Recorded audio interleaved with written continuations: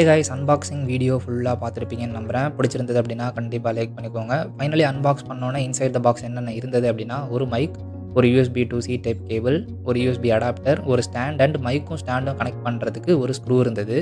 Voice clarity பற்றி சொல்லணும் அப்படின்னா, இப்போ நீங்கள் கேட்டுட்டு இருக்கிற இந்த வாய்ஸ் கிரியோ மைக் யூஸ் பண்ணி ரெக்கார்ட் பண்ணது தான். ஸோ கிளாரிட்டி ரொம்பவே நல்லா இருக்குது அண்ட் மைக்கும் நல்ல ப்ரீமியம் லெவலில் பில்ட் குவாலிட்டி இருக்குது.